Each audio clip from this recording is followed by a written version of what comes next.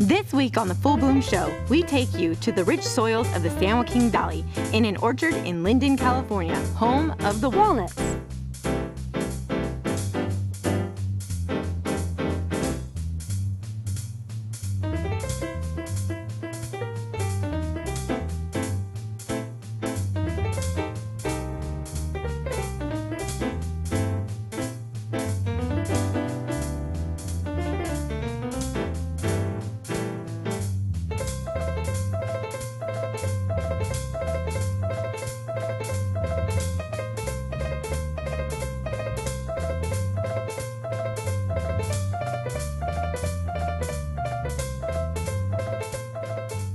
Hi, thanks for joining us today on the show that goes where food grows. Today we have walnuts, and no one's more comfortable with our fall harvest backdrop than our chef this week, Mr. Rob Vendetti. Hi, Rob. Hi, Lulu. Thank you. How are you today? I'm good. How about you? Good. Well, I understand you work at Formoli's in Sacramento. Yep. I work at Formoli's during the day, during the week, and then I also have a catering company called Rossi Catering. I'm also currently moving into a space to open my own restaurant. Oh, that's exciting. Good. Okay, well, show us what you're going to do with nuts today. Okay, well, I'm going to do a couple things. We're going to do a salad with fried chicken. I'm going to toss that fried chicken in a walnut pesto. Ooh. And then we're also going to dress it with a walnut vinaigrette. That looks super. So we're ready to start? Well, let's go. I present to you the butternut squash. Okay, I present to you the knife. So we're going to cut this. What I'm going to be doing today is just dicing it and roasting it. So there's a lot of things you can do with the other parts of the squash. So what I'm really going for here is I'm going to square it off first, make cutting it real easy. Okay. You're making that look really easy. When I try to do this, it's very hard. Is it the knife or is it just the way you're going about it? It's just cooking too long. So I'm going to get some nice slices going here. Try to keep everything nice and consistent. Get it all together. Get some nice little dice going. Do you ever substitute with like banana squash or any other? Yeah, type? actually what I really like to use is a rampicante squash, which is more of a heirloom varietal of a butternut squash. You get really nice long necks on it, and it's lots of fun there. So we'll just take this and we will oil it. Salt and pepper. Wow, this is looking really good. Where'd the oil go?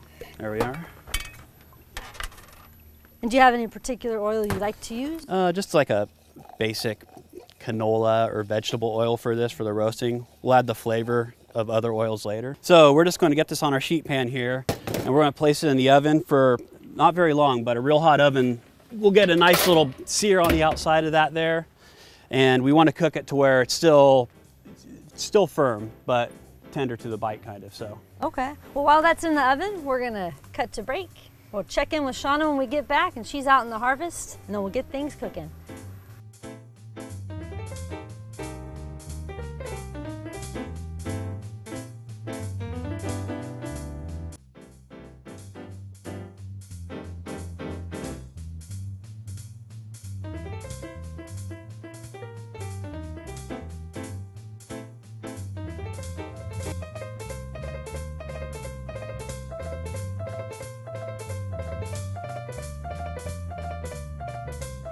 Thanks, and we're back.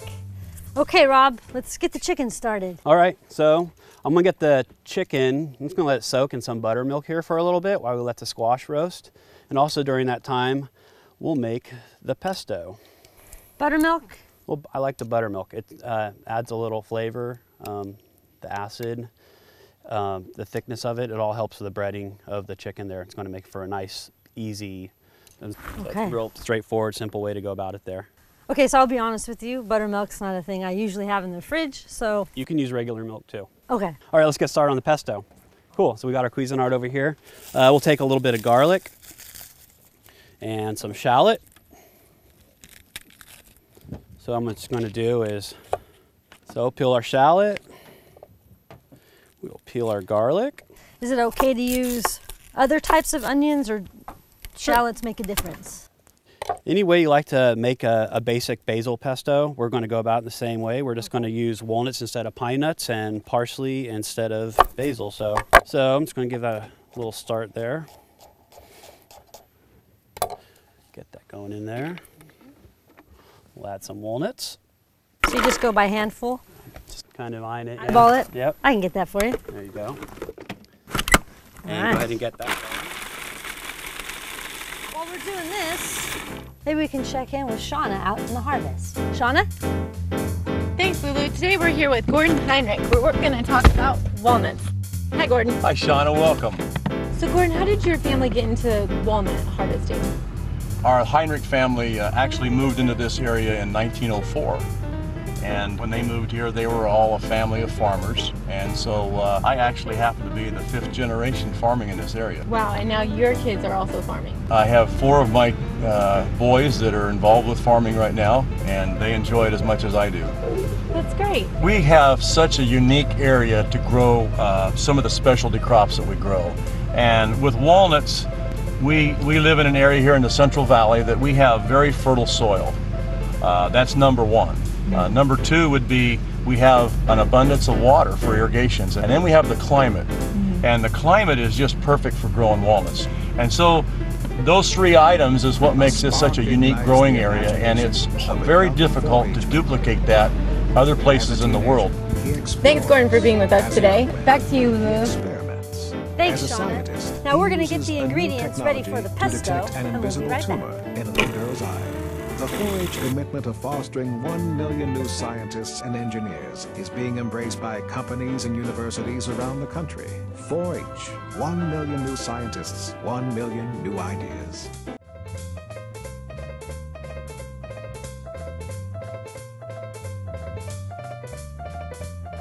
Okay, and we're back. Presto with pesto. So next thing I'm going to do here is I'm just going to kind of get some of this parsley roughly off the stems there, and I kind of like keep it the way it's going. Then I'm just going to chop against those stems just help it break down a little bit in the food processor here. So we'll add that in there, a few pinches of salt.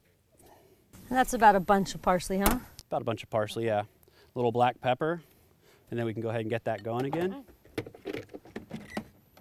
And then we're just going to drizzle in a little bit of pure olive oil here. That's the good stuff too, huh? And since we are going to coat the chicken with it, I'm just going to loosen it up with just a touch cold water here. Why cold water? For one thing, it helps preserve the color. Like ice cold or just cold? Just cold, better than hot. Hot will actually help cook it. And you know, if you let this thing spin too long, too much, then it's actually going to heat it up, and that's what's going to turn it brown. But cold water, cold pesto, keeps a nice color there. So that's ready to go there. Want me to spin it one more time? One more time. We're going to start preparing other ingredients for the salad. So we're going to put in some pomegranate seeds, and then some apple, and some celery root. So if you want to give me a few pomegranate seeds there. I can do this. Tedious, but I can do it. So I'm just going to dice the apple a little bit. Do you care what kind of apple you use? Well, right now in the fall we get great apples from right up the hill there at Apple Hill. Braeburn, Fuji's, those are nice. A nice, kind of doesn't have to be necessarily red apple, but a Fuji-like apple has great flavor. You can leave the skin on, so that makes it real easy. So just going to give a nice dice to that right there. I'm also going to take a little celery root here, and what I'm going to do is just skin that a little bit. You must have really sharp knives because you're making that look really easy. They're pretty sharp. I don't like them so sharp to where it's going to take my finger off if I make a little slip, but sharp enough. This is going to be really healthy, especially since walnuts have so many omega-3s. Good for the brain, the heart. So I'm getting some nice thin slices of the celery root there because this stuff's a little tough. So what you want to do is cut it real thin. If you have a mandolin, some nice matchsticks are nice, but I'm just going to get some real nice little slices there. What if you don't have a mandolin? Well, then you can get a sharp knife and do this. How am I doing on the pomegranate? Perfect. That's great. Our squash should be just about ready to come out of the oven there. All right, we're going to take a minute and check in with Shauna, and we'll be right back. Hey, Lulu, when you look at the remarkable size and shade that these trees provide, you can't help but want to make them part of your world too. So guess what? You can, by planting a tree. First, you're going to want to dig a hole the size of a 5-gallon bucket. You're going to want to make sure the dirt is nice and loose. It is important that you keep the original soil with your new transplant, as this will help prevent it from being shocked by its new environment. As you put the tree into the hole, make sure that the dirt at the bottom has been loosened as well, so that the roots can grow easily into the new soil. In filling the hole with loose soil, you should make sure that the tree is pointing straight up at a 90-degree angle. It is common to use a support pole to help the walnut grow straight until it is strong enough to grow on its own. Once the hole is filled, you then tamper enough to pack the soil all around the trunk of the tree. Then water immediately. So whether it's one tree or 1,000, the cultural practices are all the same.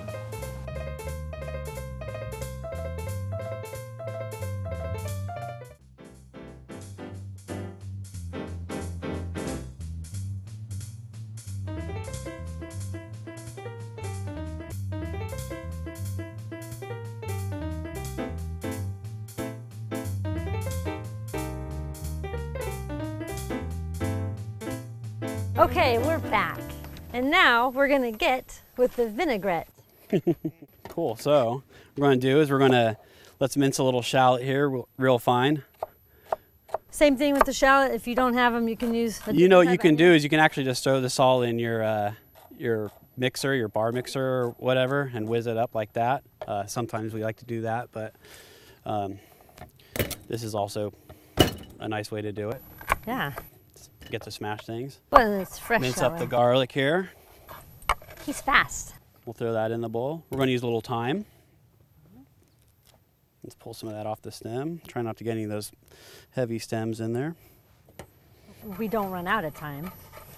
You never want to run out of time. A little thyme in the bowl. We're going to use a little champagne vinegar here and walnut oil. Get that started.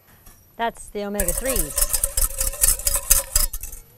So I'm going to season it here with a little salt, a little pepper, and then I want to add in a little extra virgin olive oil and a little bit of pure olive oil. So looking at that walnut oil reminds me there's a lot of things that walnuts can be used for. I mean, breakfast, lunch, dinner. Dessert. Dessert. We'll get to that in a bit here. Yes, that brings to mind, you have a special secret recipe that you won't be showing us today. I do. Okay. And that can be accessed online, but I think I get to taste it at the end, right? You do. All right. Okay. So our vinaigrette's ready, our pesto's ready. Now it's time to fry the chicken. We're gonna put the salad together. So I've had the chicken here in the buttermilk here now for about 10-15 minutes, which is nice. Let it kind of penetrate the meat a little bit there. Throw it in the flour, a little salt, pepper right there. Okay, well, while Rob is dipping the chicken in the oil, we're gonna check in with Shauna out in the walnut harvest. Gordon, what are some of the biggest challenges that you face as far as weather?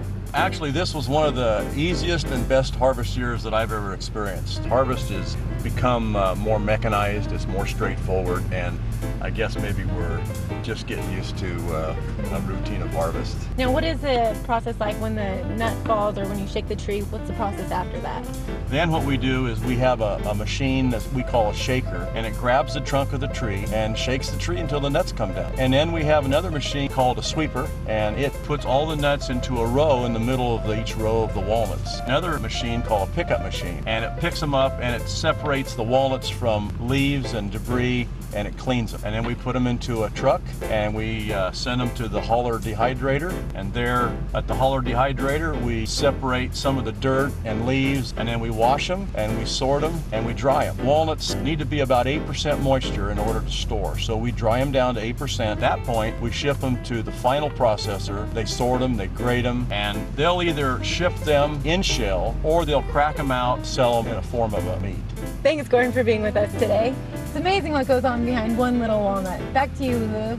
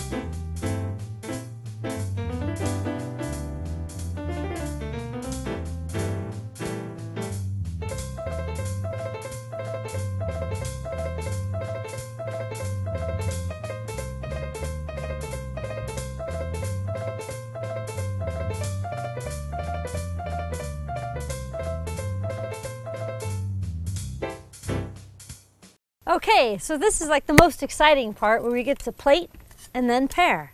So let's get to the plating. All right, so we have our chicken fried up. If you want to pass me the pesto there, I'm just going to cut this into a few pieces.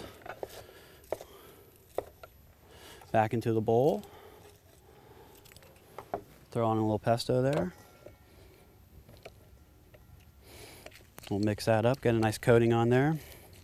This is something the whole family will enjoy, huh? Oh yeah, I was just saying, everybody loves chicken and pesto, so. So we got that there. We got our salad greens, throw our celery root in, and our apple, along with our butternut squash. And we'll dress it with our vinaigrette here. Oh, this is looking really good. I'm excited to taste this soon. Mix that up. So we'll get that going on the plate. Wonderful color too. Nice fall flavors and colors there. Okay, so like at home, Rob, I'm not gonna plate things like this. Why? I don't know why you wouldn't. This is nothing to it. It's coming out the bowl onto the plate there. Nothing fancy about it. We're not gonna throw any microgreens on top or anything like that, so.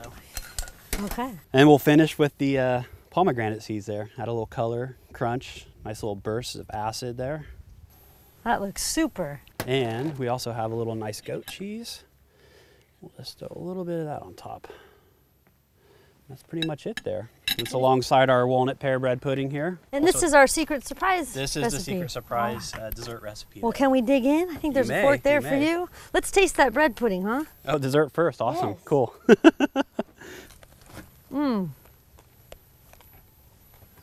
It's delicious. Okay, well, I just want to say thanks for coming today and preparing this wonderful meal. Thank you. This week's sponsor is Mirasu Winery. They've selected a white Sauvignon for today's pairing. They're celebrating over 150 years of winemaking. Thank you, Mirasu. Thank you. It's been a pleasure. And here's toast Cheers. to the fall. Watch out for the whole mix.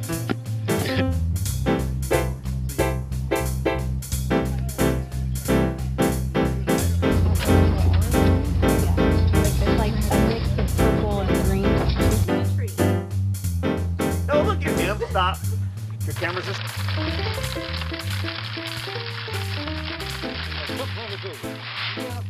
Telling Jessie that I was just going to fall asleep while she brushed my hair. You found one? High time! Let's go get them! You want tradition? We'll show you tradition. We're gonna fill those shells, double meaning, with something special. Come on down and see.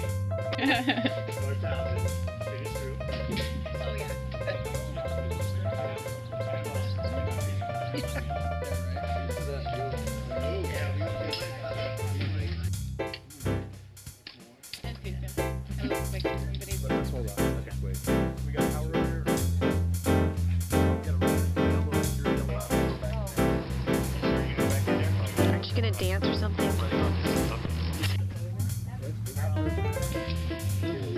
Oh, you're right. You're right. I'll just put it. I guess we come in from the bottom and roll a teak screw from here up into that bottom. Beautiful. Goes right to the eyes. You got it. You got it. That's a wrap. All right. That's a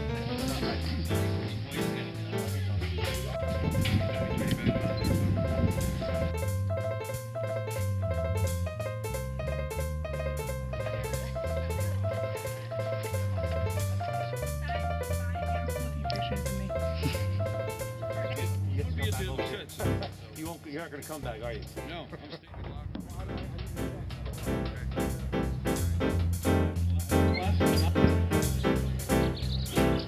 Uncle Willie will come and take it away to the walnut plant, process them, bring them a diamond walnut, and we're ready to go. You don't get any better than Willie. Thanks a lot. Get that.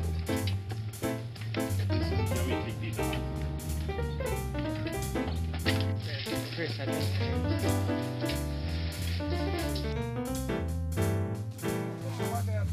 You can't hide. That's what it's designed for, right? Look at that. That's the set pet right there. Being with us today. It's amazing what goes on behind those nuts. Back to you, Lulu. That doesn't sound right. Action, Lulu. Hey, kid, what are we making? Walnut pie! All Hi, Mary. Hi, How you Barnabas. doing?